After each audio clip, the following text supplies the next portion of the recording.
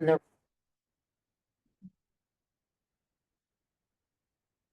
And it's sort of like, nobody knows why. Do you know why? Is there scuttlebutt that I haven't heard? No, just, But I mean, it's pretty unusual when you've got a spouse who's in the religion department and can wow, you imagine No. that? Goodness. he's supposed to come and teach for us, later in the spring. Do you know Jessie King? She doesn't have your classes, but she's a religion major and is involved in some of that. She got a phone call at 7 o'clock to be at a meeting when they were all told that the campus minister was axed. She's my intern this year. They,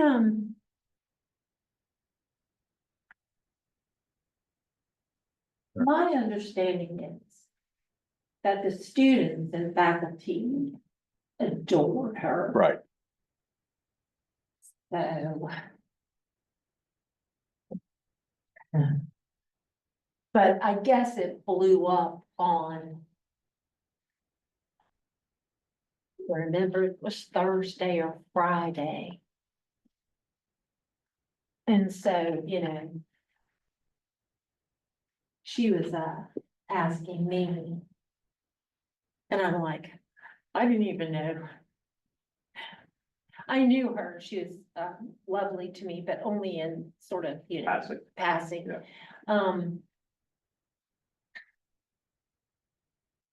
And it was also then that I found out that her husband is still teaching, Yeah. in the department, but I guess it blew up on the Facebook, especially Mhm. among like the religion faculty and pastors. Right. Yeah. And then you go, well, that's a smaller world than you think, Yeah. because it was a big deal, but she was hilarious though, talking about. I mean, y'all's job is just lost, because not just, planning and teaching and, all of that, it's counseling. This stuff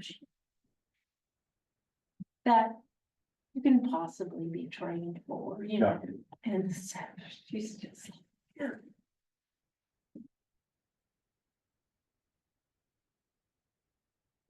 She's so young. Yeah, I remember, I started my first church when I was 26, and they told me to have a new church development in a building, 200 members in 2 years, go get them.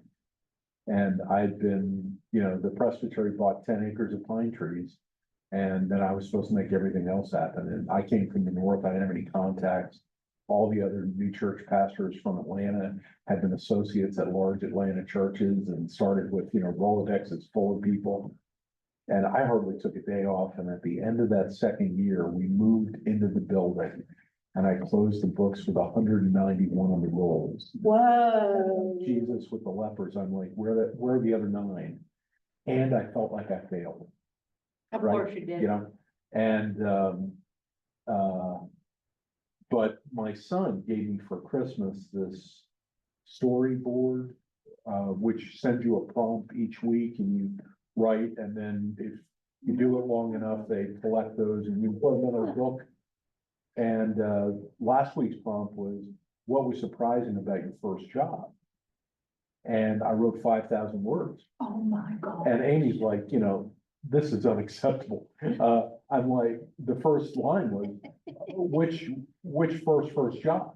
Right, Are you talking about when I was 7, 8, Kid. 9? right, And my mom, who was a child with depression and was so, scarred by that, had my sister making pot holders on a hand loom.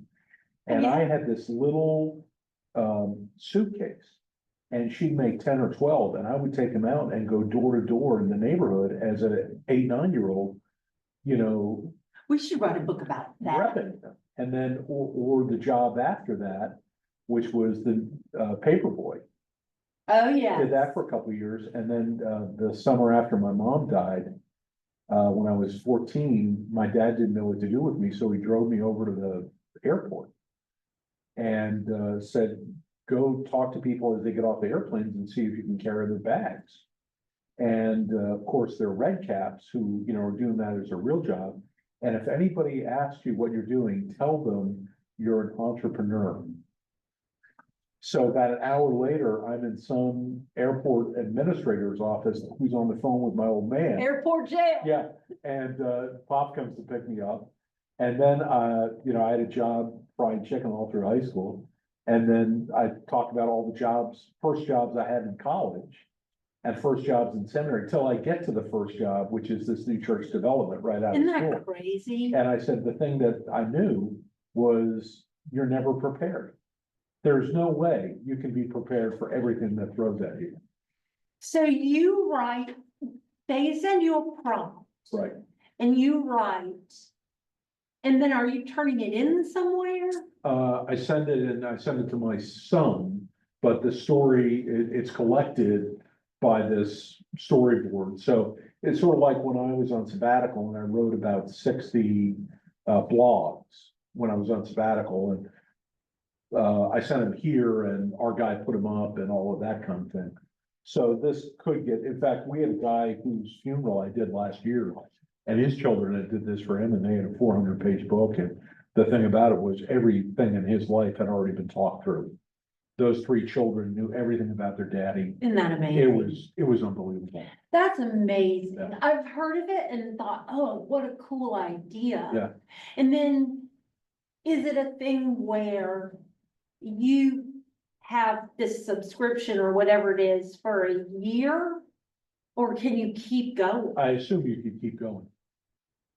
So the question this week is, where's the most beautiful place you've ever been? I think the question for the second week was, what treasure or keepsake did you inherit from your family? And that I'm like, we didn't have anything, but I have a little book in my office that's about this big by this big, that my grandmother was given on her 8th birthday in 1888. And it's a half verse for every day of the year. And it represents for me, this line of faith that came down through her side of the family. But I mean, I said to Ben, I typed to Ben, I'm here at the dining room table and I'm looking all around at all the artwork and these china dressers filled with china that you all are gonna, Right. get or throw away someday. But the family I grew up in, we had nothing. Same. And, other than a good name and faith and, my grandfather's immigrant experience and the family relations we had back in Wales, I mean, there's not much. We should write a book about children of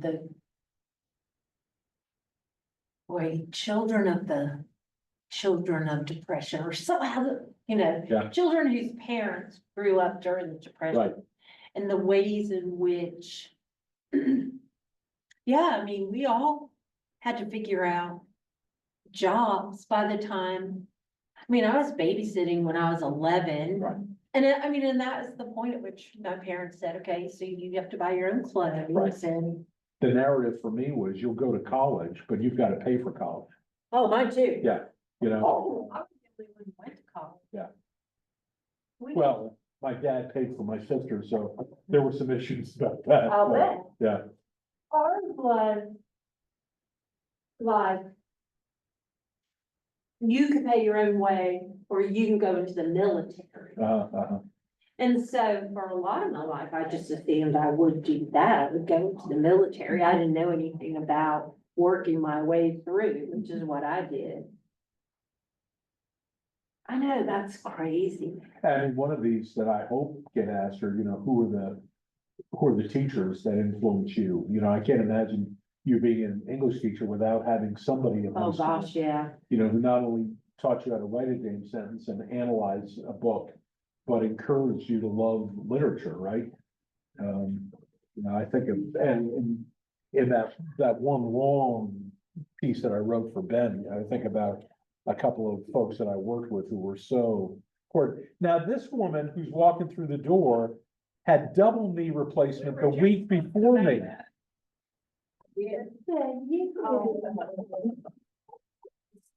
Well, we got some folks coming. This is good.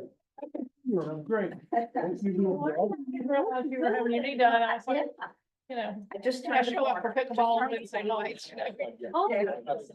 No way. In fact, what I have found though, that is so wonderful, I don't have my phone with me. I'm It is, glad to be back. I don't know what we're doing, but this. I know. Thank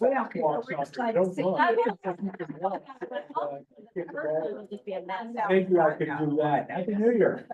I'm well, good to see you, thank you, yeah. So, Okay, I'm glad people came out in this weather. I'm proud of you all. This is, you know, I lived in Milwaukee for 10 years before I came here. Real. Well, this is my Milwaukee. It is a chilly night. It's cut into the crowd. My hunch is it might have been, it may have been wise, we should have just said, let's stay at home and Zoom it, but I wanted to see Sue and be together and get things going, so, yeah. What's our time like? And do we have Zoom people in? Oh, we've got 10 minutes yet. 22, good. Hank is downstairs letting it go. Oh, great. Yeah, he was stuck out there. I hope he came inside. He was. Oh, yeah, I think he did, yeah. Oh, Ashley, how's your crew doing?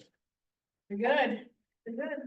Where are they all now? Still, still two girls in Texas, so. Yeah, so, Mary Claire's a 25-year-old. She's in Dallas, so she's gonna stay there a minute. Taylor's graduating from TCU, Jesus. in May. With 10 of her other kids. Yeah, and, she's gonna come back here and do the physical therapy grad program at Tennessee State. Yeah, so she's got another 3 years. I know a lot of people like I that. have nothing but good things to say about this. And I think this was. Me too, I think, yeah. you know, yeah, we had the, I'm at results. Results, I know, that's what I was doing. And the big thing for me, Disinherited. And the Bible is this playbook and then. as to how. So I broke up. Oh, that's Like I said, he's very much So I like maybe we'll get on a bike. go Jesus fly. and Okay. religion. But I was, when I went to school, I was six. Vonnegut says And I'm that thinking in, 8 a.m. Yeah. Which is, you know, muscles are not. No, not ready. So, you know, But anyway. Yeah. But But this I'm inherited- I'm so proud of you. didn't know the right It's not people. right, it hurt bad Yeah. for 6 months. Well, just one that interesting though. Yeah, I mean, It's just the five way- weeks. Okay, yeah. It's so One of my it's not jobs was- acute, although last night I don't get. So my grandfather. I made it. Well, it was so bad. Yeah. It was so bad. It was my- Yeah, this, I mean, you know, for me, I've kicked the can down. the road Oh. at these gangsters, it's not weird. They- And the atrophy of the quadricep muscle in this leg. Now the upside is, you know, I'm so heavy that I still have both legs. You got real strength in your legs. Well, you know, when you're carrying two people instead of one. It's so. I told you what I said to the. Exactly. That's all right. When you come out and serve. Oh, right, yeah. No. Yeah. That's exactly right. Because, You know. They said. Yep. I mean, I drink. We're not doing. So I said, well, give me the thing medicine. You gotta remember, he's got that. And then I felt so badly that when Amy said. Hi, Dana, can you hear me? Coming down. That one might be interesting to do. The hall coming into the room, yeah, and then I thought to myself, I'm gonna be the nicest patient this night nurse has ever had in her life. Do penance for what I said. Oh, yeah, I have. In fact, I taught it here. Get out. Yeah, You did? I did. I did a thing, Jesus and the Disinherited, incredibly important book. Yeah. And hello, Robert. And, I taught that, and then I also taught James. Well, we've been, of course, thinking about you. Thank And you. then Jesus Your and the loves. Witching Tree. Have you read that? No. I You haven't. knew Yeah, that. that's the next one. Very. Have you No. thought about that?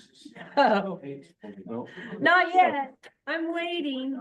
I, To me. You decided to come in. Well, anyway, Don, thanks for coming back. I'm happy to be where we are, where everybody wants to go. That's what this light back for. Dig it a little deeper. Stole along here. Right, and so you have It's to built build wrong right. cloak of protection around him.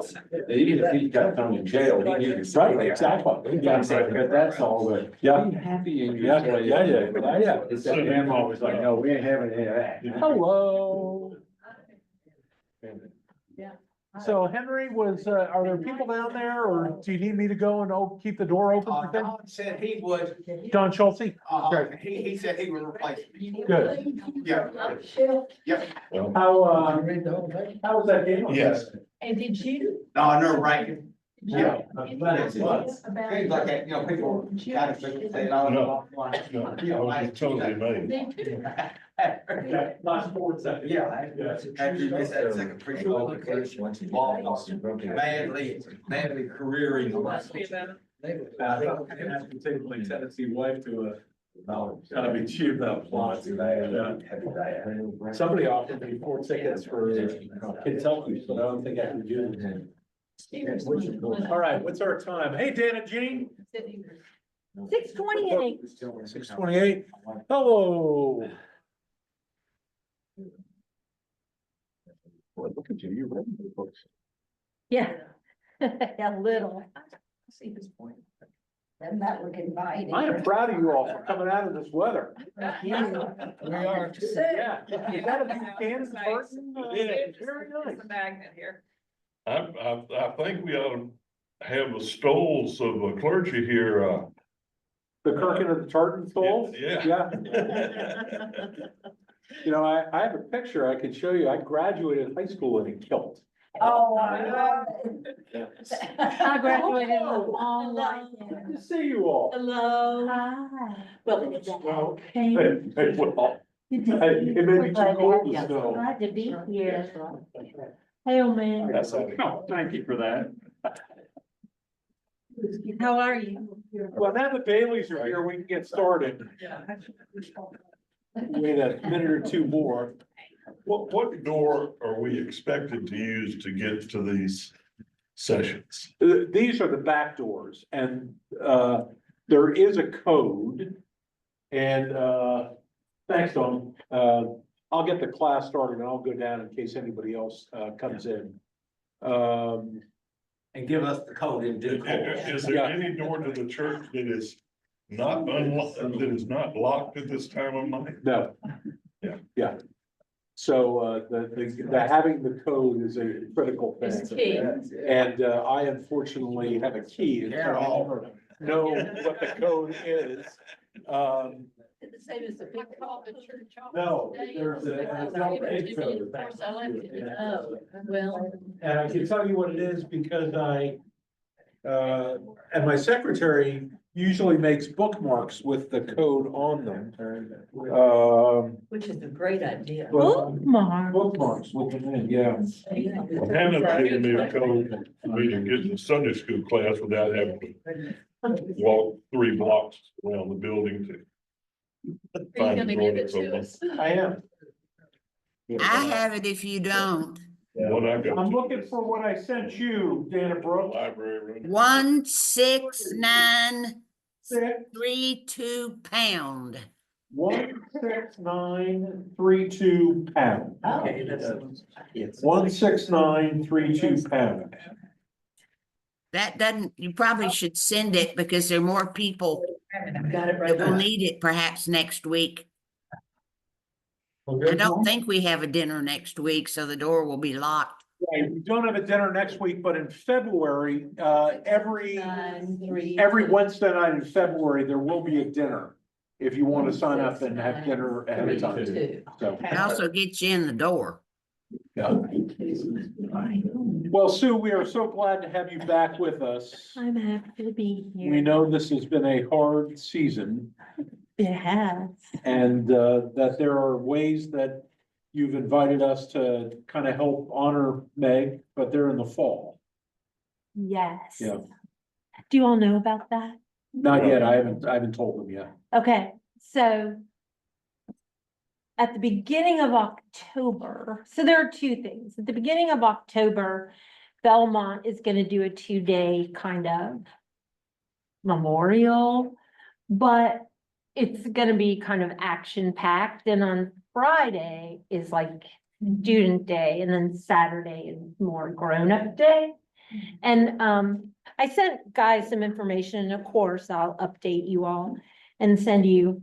I think we're gonna make like save the date cards or something. One of the big things we're gonna do is, and the reason we're doing it over 2 days is that we wanted to have a blood drive because so many people, gave Meg so much blood.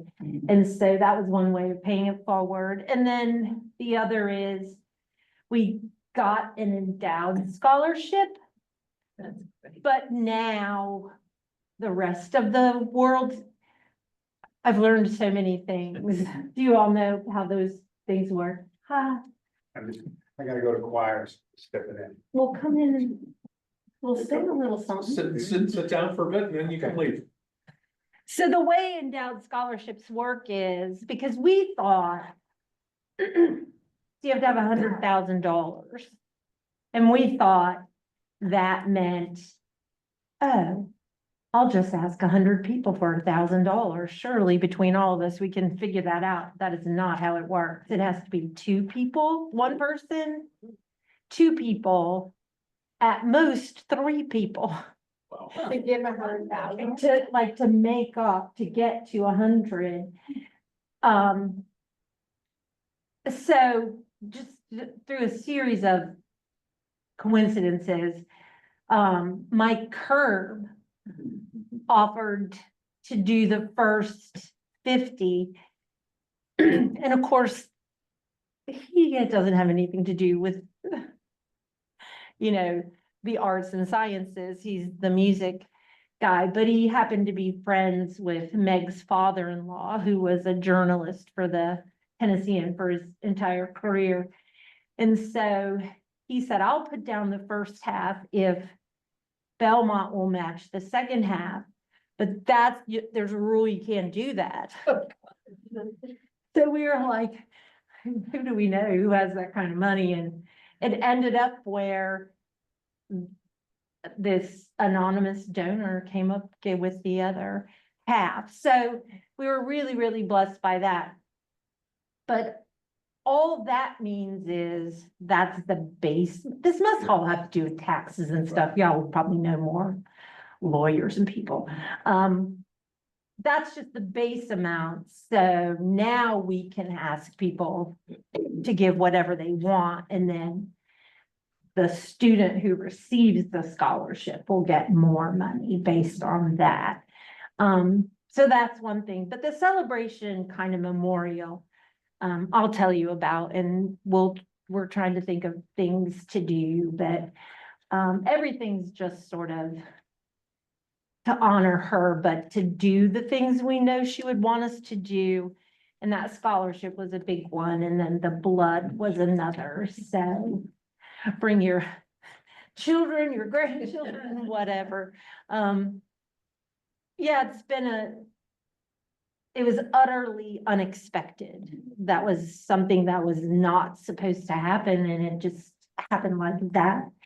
And so it's been crazy, like surreal and disorienting and crazy, but we're crawling our way back, and people have been so kind, and you all have been so kind. And I'm just now trying to write thank you notes. Those are the hard things, when you have to sit down and do stuff like that, but we're okay. We're moving forward, and thank you for the love and the support. Okay, that's all I can say without weeping openly. So Guy asked me to come back, and do y'all have any questions about any of that? I'm happy to talk about any of the specifics or anything if you have questions. Well, I think it's really important that we remember. You are us, you are Right. not the other, so we're all in this together with you. We have felt, and, I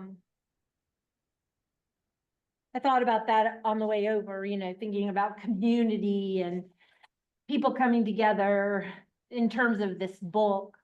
And Belmont was amazing to us at, that time. Mostly Paul and I have been trying to shark it. Do you know what I'm talking about? Where we're just trying to keep moving.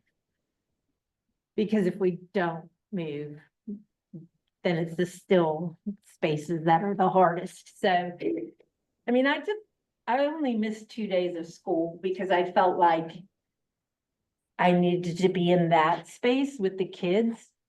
And they were tremendous in terms of just letting me be in that space and doing what I do and kind of taking up hours in the day.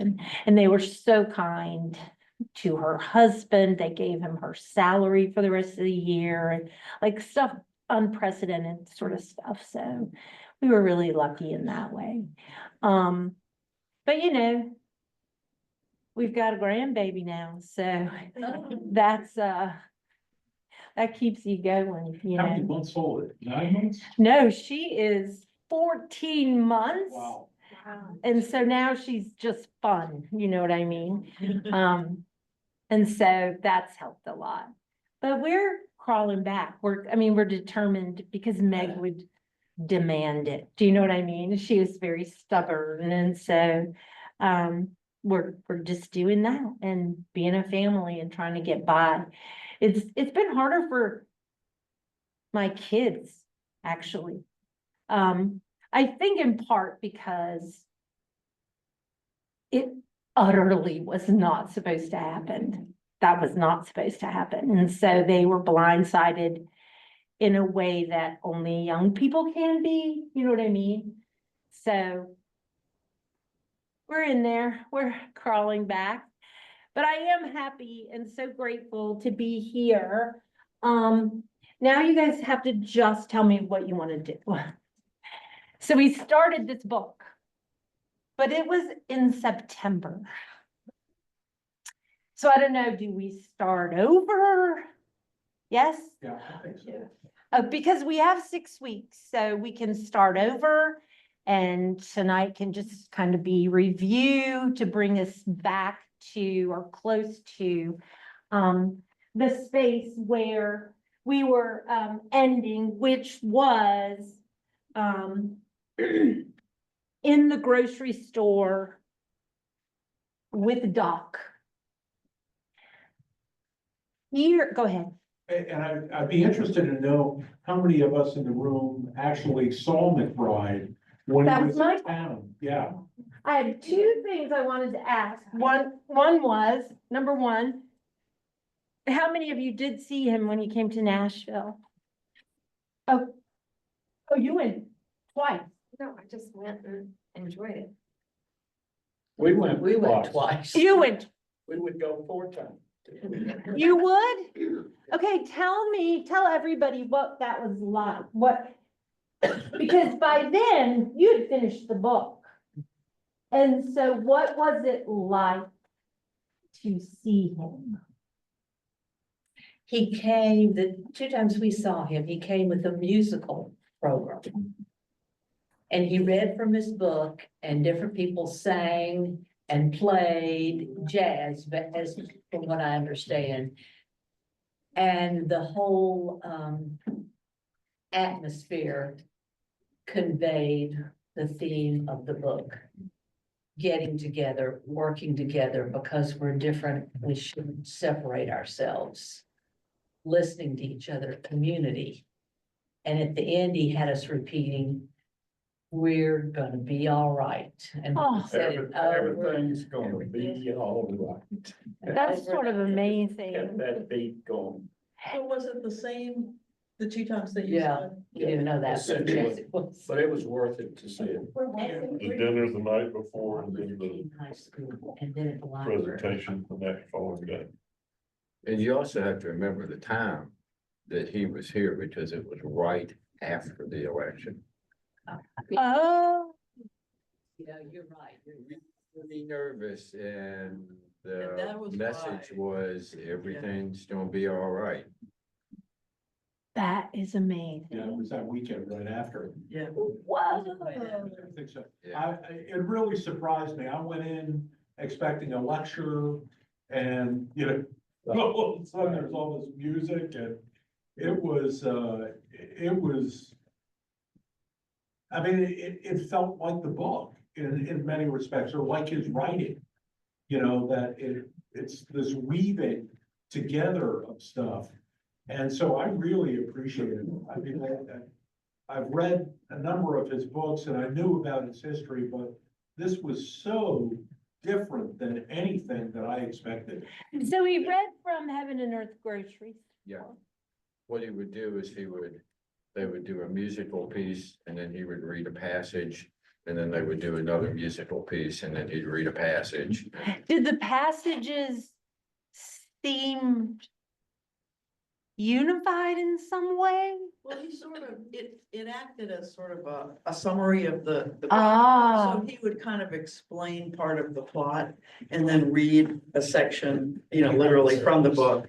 And then there'd be music and then he'd kind of bring you more of the plot and another passage. Any klezmer music guy? No, unfortunately, No. I'm a big fan of Could. klezmer music and, no klezmer music, no. So this is fascinating in a million ways because, I've never heard of such a thing.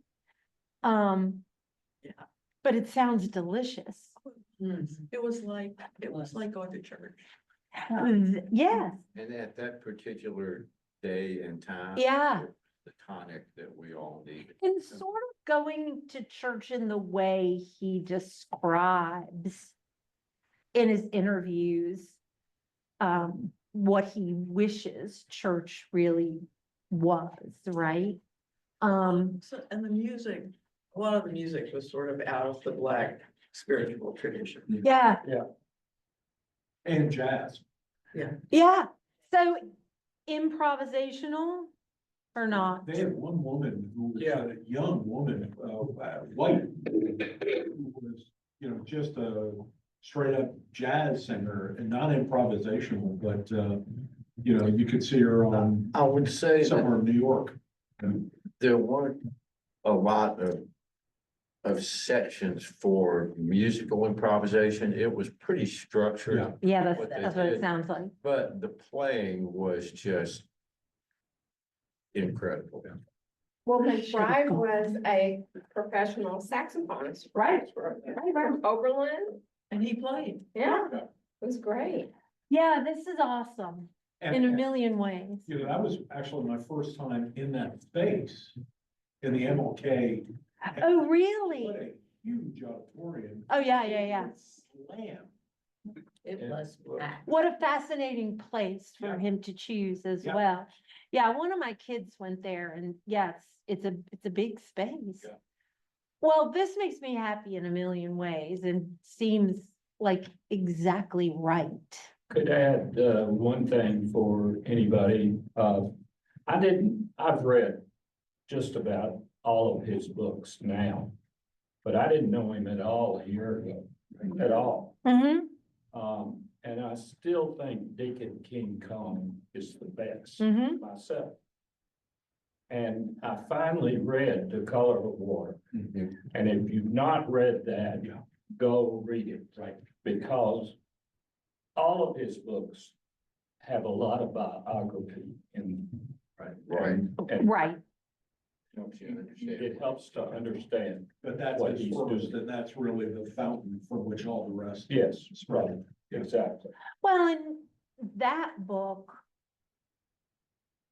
gives you so much foundation in terms of Chona and the other women in this novel. And, he said quite specifically, he was trying to honor both his own mother and his grandmother in particular. Yeah, this sounds really fascinating, because I've been to a million readings and none of them are this, which sounds exactly right for him. I also think he really is a very shy person in terms of talking about his work in any kind of academic or answering to, well, why did you do this? And what did you mean here? He's very dodgy about those things. So it could be that this was his way of expressing exactly what he wanted to communicate. Two things, I think. Well, first of all, there was no place for you to question. Because it was so packed. Yeah, well, there was just no place in the program for people to ask. Oh, I see, I He see. came on, he Mhm, did mhm. his thing, he left. But being the musician that he is, he talks better with this in his hand. Exact, that's what I mean, right? Like, I think he communicated exactly what and how he wanted, which is lovely. So was there a book signing or anything like that? A signing? Yeah, No, so Parnassus Books was there. right, And they had a table off to the side that had some where you could buy. that you could buy. And I wasn't, at first they said they were pre-signed, but then they said they weren't. And so I don't know, but they had, Parnassus was there selling books. Super interesting. Was it packed? Yeah. Yes. That makes me happy too, because I agree. This book sort of catapulted him in terms of a more public reputation. So I'm really glad that many people turned out. One of his interviews, that I've seen on YouTube or somewhere, he speaks to his career. Right. And he describes himself as, I'm a musician. I'm a Oh, yeah. saxophonist." And the writing came along after that. Mhm. And certainly he does speak to how the two arts meld together for him, very well. He also, he's got a great sense of humor, laughs at himself. Oh, yes. He makes no bones about the fact that the color of water made him rich. And so he could do whatever he Mhm. wanted to do in effect. So. Great fellow, though, he seems to be. So To be real. that was one thing I wanted to know about. Now, here's the other. So I think it was last month. We have at school, the Belmont Alumni Book Club, which is made up of old English majors. And after Meg died, I just said, you can just come to my house. I can't do a production. So they would come over and we would read a book together and then eat together, which was lovely. But the last one we did was this one. And I would say overwhelmingly, they are 30, 31, 32. They did not like this book at all. We have a 25-year-old and she did not like it. Why? I want you to think about this for a second. And why do you think that? Like overwhelmingly? Well, I think just number one for them, it takes a minute to get into this one. Yes, You gotta kind of wade in the water there to get into this one, whereas like Good Lord Bird and Deacon King Kong, you're right in. okay. I think that is absolutely true. But this, he goes into a lot of history of the area, which I think becomes relevant later, but you gotta hang in.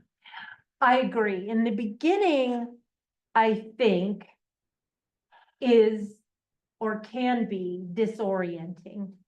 Because you've got that really cool zippy first little part, you know? What do you mean by the beginning, like when they're investigating the Yeah, construction site? right, And they find the well with the bones in it? right.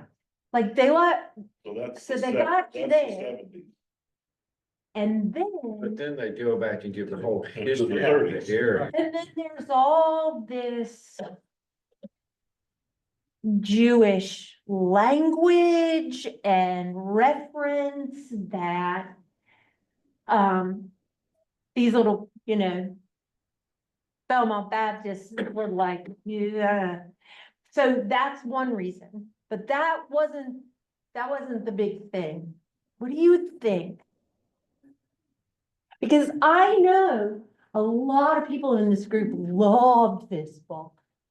Did anybody not love it? Maybe it's because the racial attitudes are so completely different from now.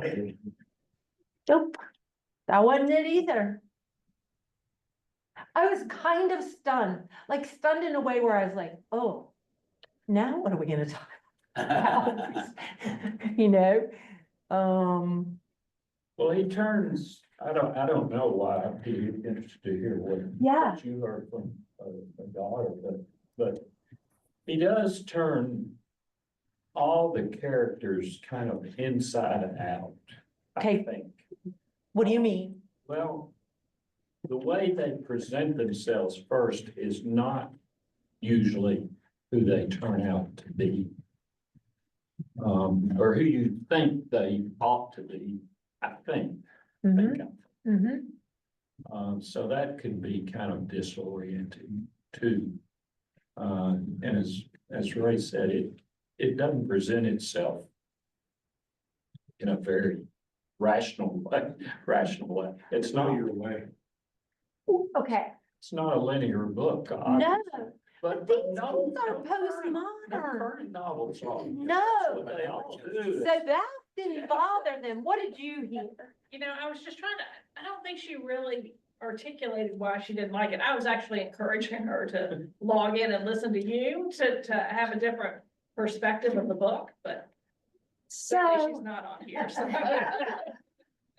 I'll help. So Susan's gonna hate this.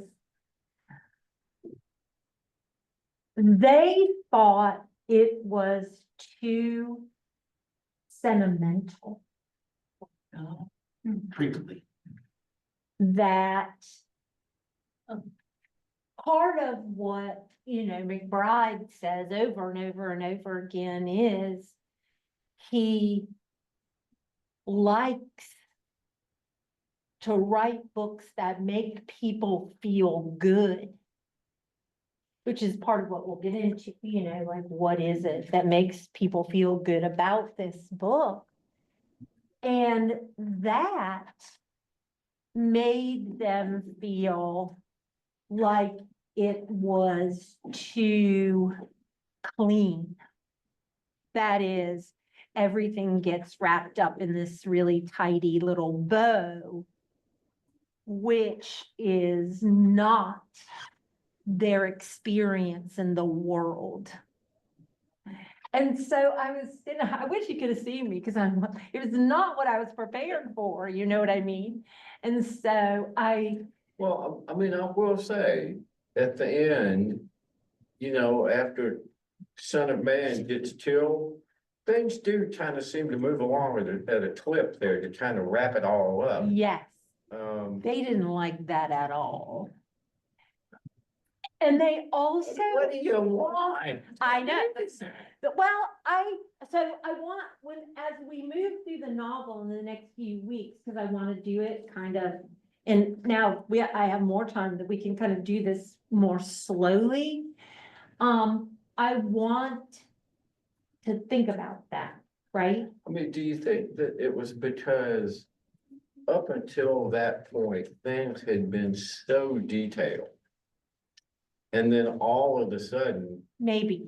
you got the hooked into fish and we're reeling in and heading for home and everybody's life works out great and we say, thank you, monkey pants, and bang, we're out of there. Correct. Yes. And you're going, what about, and how did we get to from here to here? Well, I Instead think of taking a whole nother book. I thought about it a lot, and I was thinking that, you know, we're all sort of middle-aged at least, Very generous. where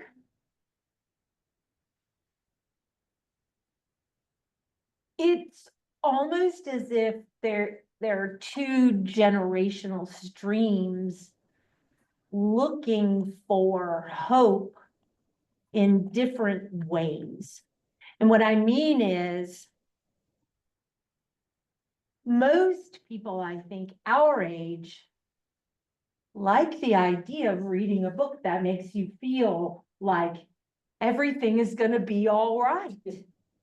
And that maybe because of our individual and collective spirits and experiences, we get to a space where ultimately we kind of believe everything is gonna be all right, in one way or another. But this younger generation is not sure. So when you went to see him, what did the population around you look like? Young people, middle-aged? Middle-aged. There were some young, but I would say predominantly what you see in this room. So, Maybe a little younger, Yeah, but not twenties and thirties, John. No. so I think there's something really interesting about that, and maybe sad. Do you know what I mean?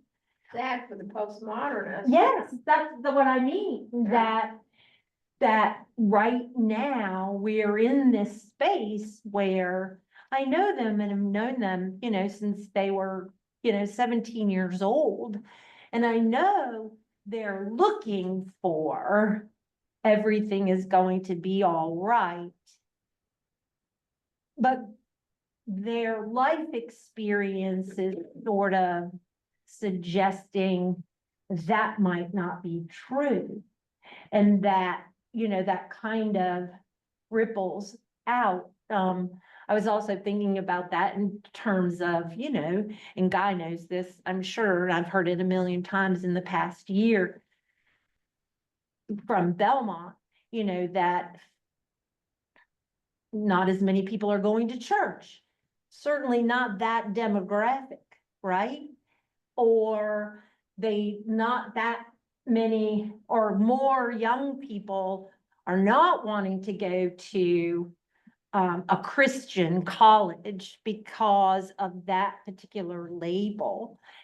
And all of that to me seems rather fascinating. And I do want us to think about, as we go through the book, these postmodernist kids who read the wildest books on the planet were really disappointed in what they perceived as the lack of character development. That once you get Dodo into the asylum or the institution, there are characters coming out all over the place, really, really, really fast, and then it's over. And they didn't like that. In a little bit of way, it was frustrating, and I felt like it got to a point where it's like, I don't know what else to do, so I'm gonna hurry up and finish this. That is how they felt. I'm not as young as they are, but I can see that. But you have a young skin. So I want to think about that. And one other thing that I forgot, certainly, we were in two entirely different groups. The one in the high school. is Oh, yes. Describing, and the library gala looked like this room, and like us and the Wetzels, and. There were a lot of younger people though, that night. Well, At the library? Yes. Yeah, they, like forties, not thirties. But- It's just, yeah. I was really taken aback, because That's this true. was only about a month ago. And I came into it all revved up, ready to give them, the word, and they came in and just went, this is not our favorite pick you've See, ever. I mean, I kind of, for me, the characters that needed to be developed were fully developed by the time you got to that point, and the other people were just coming in and out. And if you had Yeah, they didn't spent like that. all that time developing all of those characters, it would have been 6 volumes. Right. So for me, part of what's going on there and what I talked to them about is, McBride's kind of focus on what a community and a real community and sets of different communities actually look like. How many players can there be that are fully developed? But I think there's something bigger going on in terms of what he's trying to communicate and what they are not hearing. So I just want to think about that as we go through this, as a slightly more mature group of people. What did they think of the afterward?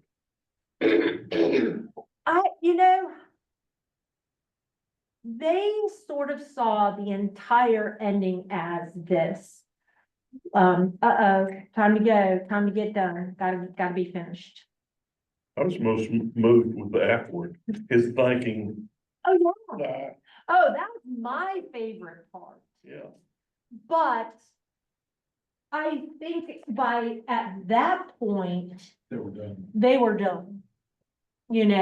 And I'd also, now that I'm thinking about it, I don't know that all of them even read the afterwards, which is a Trout sin, PS, because as a teacher of literature, that's called paratext, P-A-R-A, paratext.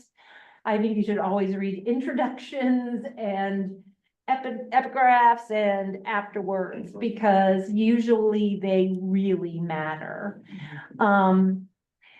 So I wanted to put that out there because it happened recently, and I was stunned that their reaction was so fundamentally different from what I was hearing, when we left off, that this was a book that so many people enjoyed for what they found uplifting. I just don't know if they can feel that, and it makes my heart hurt. Do you know what I mean? That they're right at the beginning sort of their grown-up life, and it's not a message that's resonating. And it could be his voice, and you'll have to weigh in on this. I do think having some sense of how music works helps with all that is not neatly tied together. Do you know what I mean? But that was their response, and I wanted to put it out there because I found it's like, I wish you could have seen me, because I really was like, oh. There's like 2.5 hours here, so what are we gonna do? So I think we should talk about that as we move forward in terms of the structure of the novel and how well it's put together. So let's do a little review, and then, okay, so do you want? Did everybody did we all do this together? Was everybody here in September? Okay, so. I can't remember. I know, well, when I was driving here, as I was going, now, when was that? And then I was going, September, that's a really long time to remember a book. So let's do some review and then go back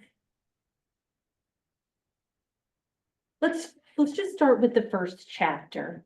I also want you to pay attention to the ways in which he separates the parts from gone, gotten to the last love.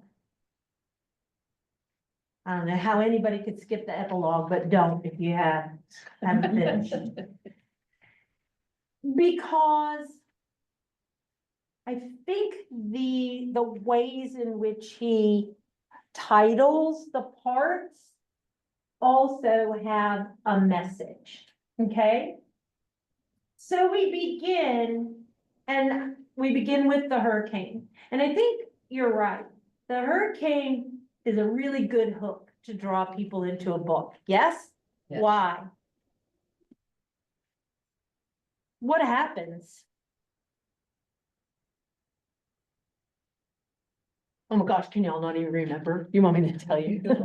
Oh, the hurricane washes away all that. The flood, everything's cleansed in a sense. Well, this is fascinating, that choice of words, because what we have is we're in Pottstown, Pennsylvania,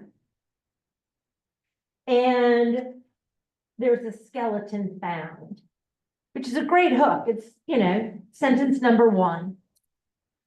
There was an old Jew who lived at the site of the old synagogue up on Chicken Hill in the town of Pottstown, Pennsylvania. And when Pennsylvania state troopers found the skeleton at the bottom of an old well off Hay Street, the old Jew's house was the first place they went to. This was in June 1972, the day after a developer tore up the Hay Street lot to make way for a new townhouse development. So we begin in 1972. And we begin immediately with a mystery, which is a great way to pull the people in. We found a belt buckle and a pendant in the well, the cop said, and some old threads from a red costume or jacket. That's what the lab shows. This is so interesting to me because I've read this now 3 times. Big waste the second time. No, I'm just kidding. Okay, this wasn't my favorite. That's on y'all. They produced a piece of jewelry, handed it to him, and asked what it was. A mezuzah, the old man said. It matches the one on the door, the cop said. Don't these things belong on doors? So there's a lot happening right here. Can you tell me what's happening right here? There's a mystery. What else? Touches culture. Yes. That's different from just typical American small town culture. Right. So immediately we have a mystery. It's 1972 and there's misunderstanding. A clash of many things here, which I think is going to play into my ultimate idea about clash of generations and understanding hope. This was in June 1972, the day after a developer tore up the Hay Street lot to make way for a new townhouse development. So you have this modernization of an old space. And in this excavation process, there's a skeleton that's found. And immediately the police come in and they say, we found a belt buckle and a pendant in the well, the cop said, and some old threads from a red costume or jacket. That's what the lab shows. Why is that a great line? Well, it implies they think it's something else. Right. But it also shows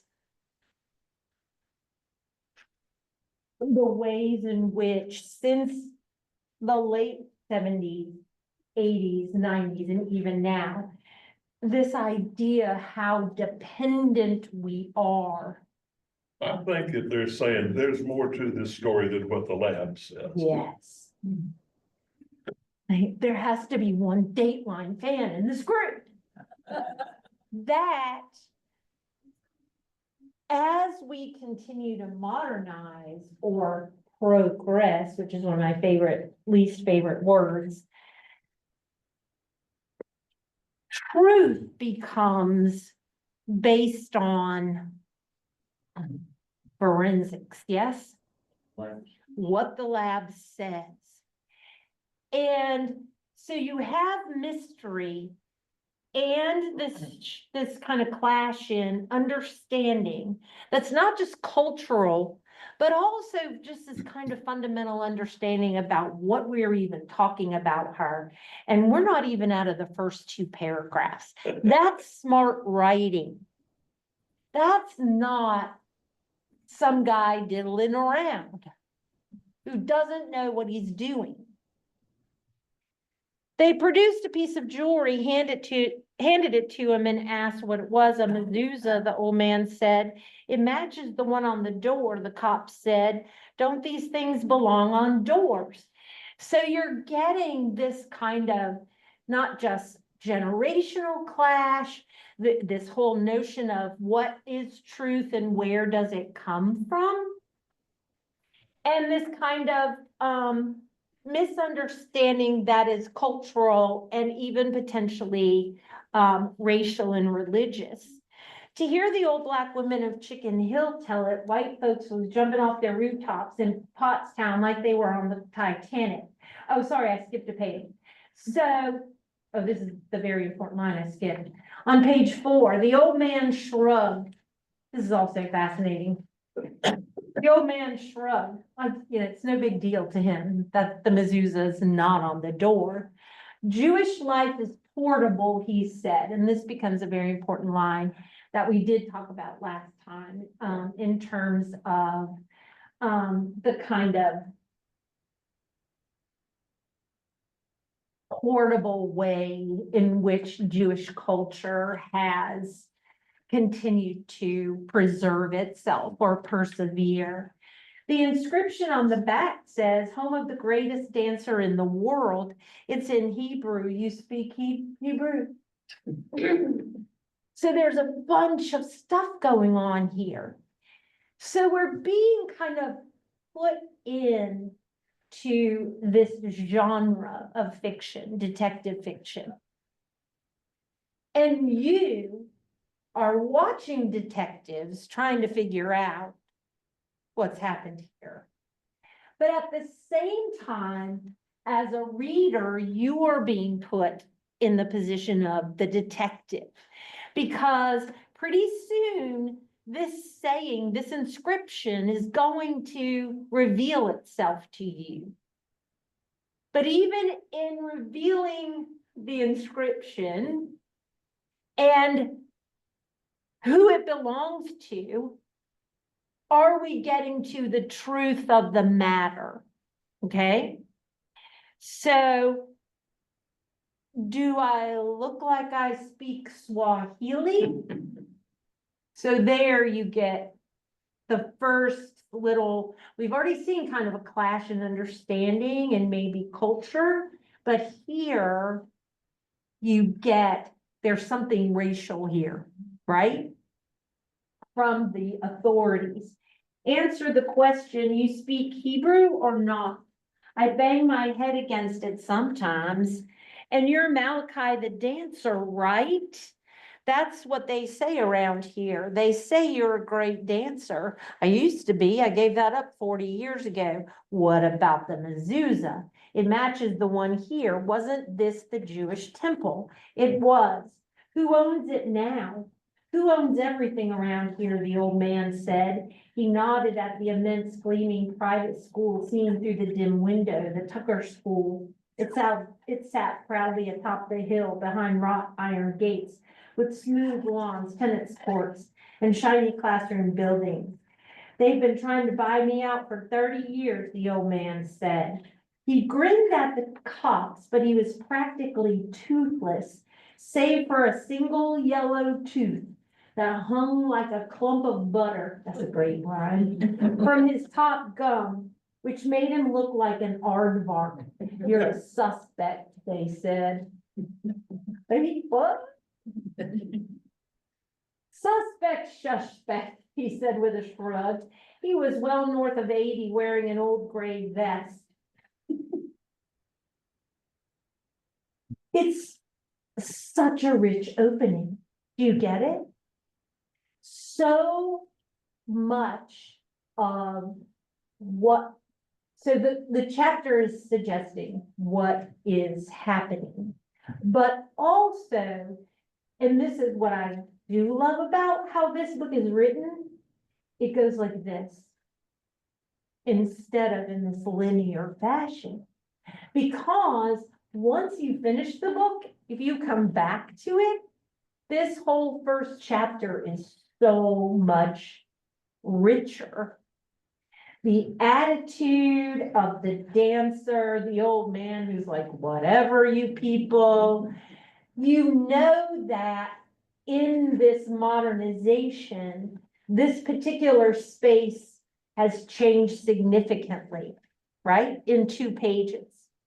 We know that there's a skeleton that's revealed that seems to be attached to, or the logical conclusion of the police is, it's attached to. The fact that the Jews used to be here. Correct. Very good. And then you get this. They milled around for a while longer and eventually left, promising to return after they pulled the skeleton out of the well and studied the potential murder scene some more. They never did though, because the next day, God wrapped his hands around Chicken Hill and wrung his last bit of justice out of that wretched place. What does that mean? It's the hurricane. Well, all the stuff that happened back in the 30s. They wiped it out. So, a couple things are going on here that I want you to think about as we kind of push through slowly. Well, can I add one little point? Yeah. Pottstown, Pennsylvania is the home of the Hill School, which is a very prominent private school. Oh, yeah. And so there's this reference here to a private school, the Tucker School, they call it. Oh, yeah. But reading that reference to there being a private school there made me wonder, well, how close to reality is this writer taking us? Okay. So, exactly right. And McBride makes it very clear in his interviews that he studied Pottstown very closely. Did he go And to the Hill School? no. He could have been a scholarship student there. No, he didn't. I think he writes it as an outsider. Yeah. He did not. He's not an insider. So his He didn't, connection, excuse me, he didn't know Pottstown at all. no. And he goes there, well, his connection is sort of marginal in the sense that, he had worked at this summer camp in the area. And then this is the way he explained it in, interviews. I don't know if y'all heard something different from him. But then he goes to Pottstown and he says he starts looking around and he's like, well, this is how he explains it. Well, this is a fascinating town. And Pottstown, and I think I said this last time, in literature, became famous, from John O'Hara, who wrote everything from there. But his focus is on the affluence of Pottstown. And what McBride does is sort of talk about that section of Pottstown, but then what it used to be historically in terms of those that were And what was marginalized. O'Hara's book that you told us about? Well, you wrote a million. But the one about The one that I love the most is called Appointment in yeah, Samara. we was there and I read that. Did you like it? No. Oh my God. It's in the Great Gatsby, y'all. Not kidding. It wasn't a happy book. No, not happy. Oh, like Gatsby was happy. Maybe your 30-year-old. I was gonna say, I have taught that book and they do love it. Okay, so let me look at this passage for a sec. So they never did, they never came back. The, police, the detective, the authority. Because the next day, God wrapped his hands around Chicken Hill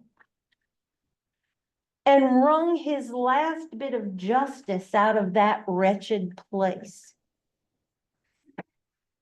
So the structure of that sentence is really complicated. And I think it's uber, super important that we plant this here.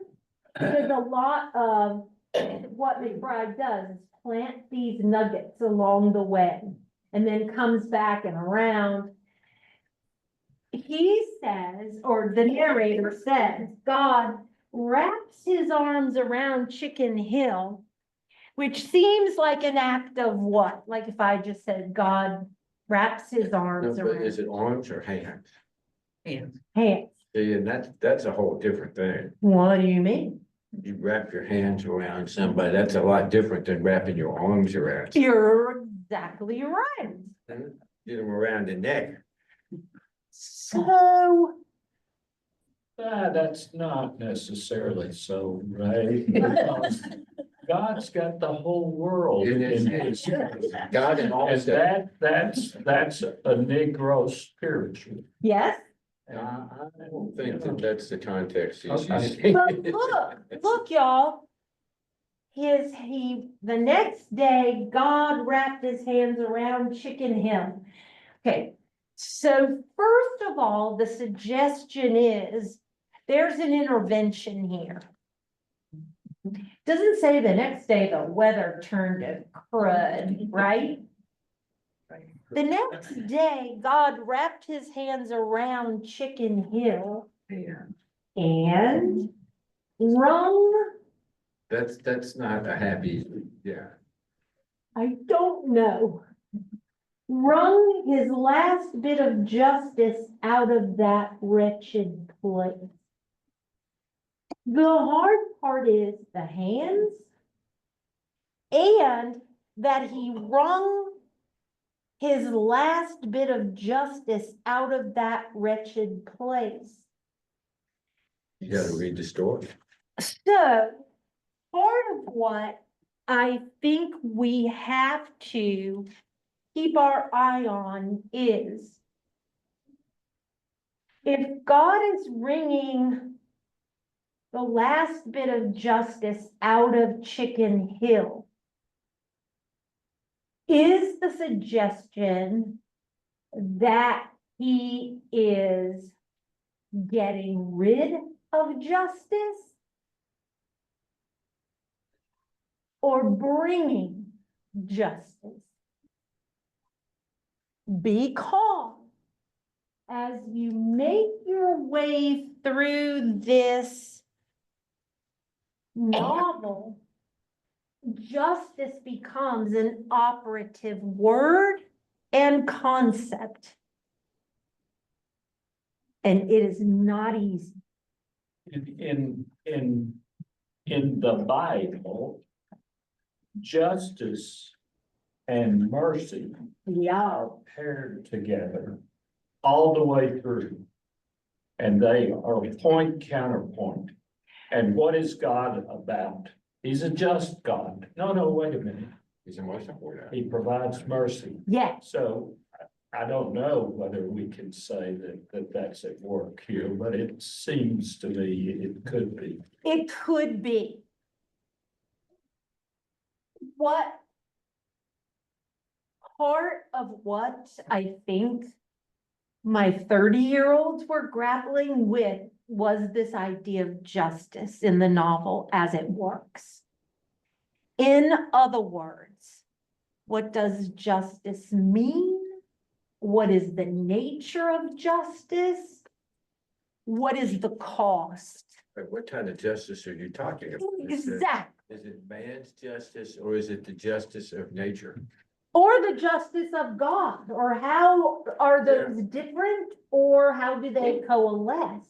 And I think he sets this problem up. The nature of justice, on the one hand, we think of in terms of, okay, there's the legal sense of justice, yes?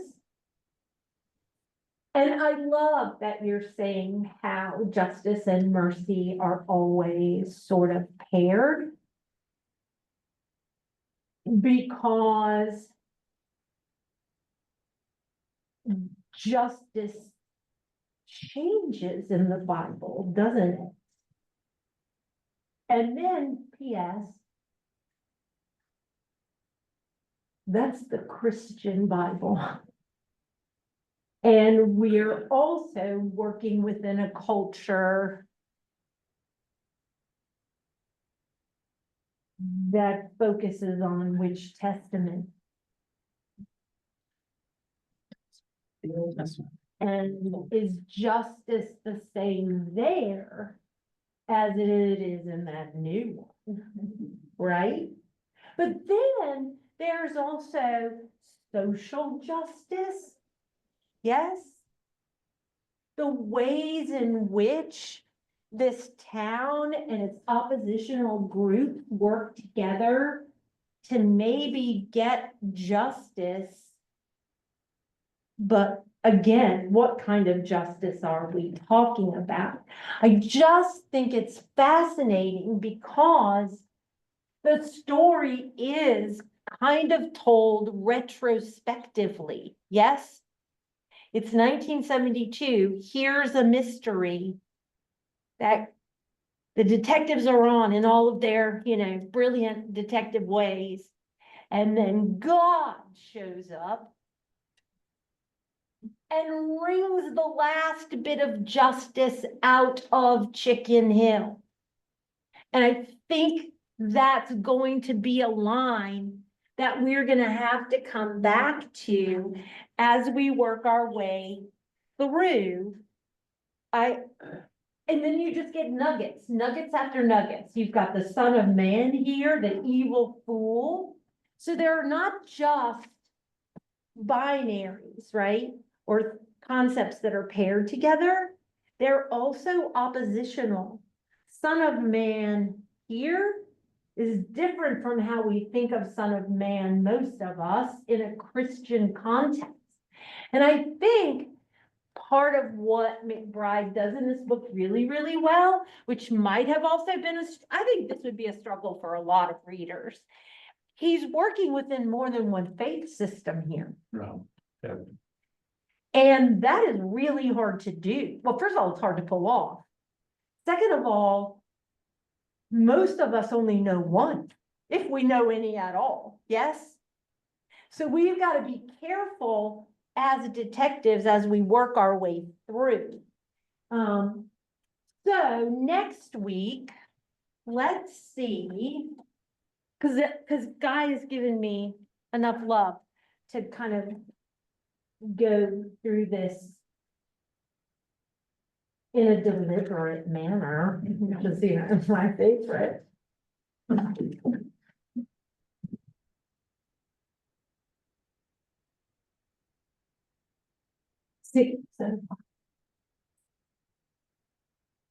So I would like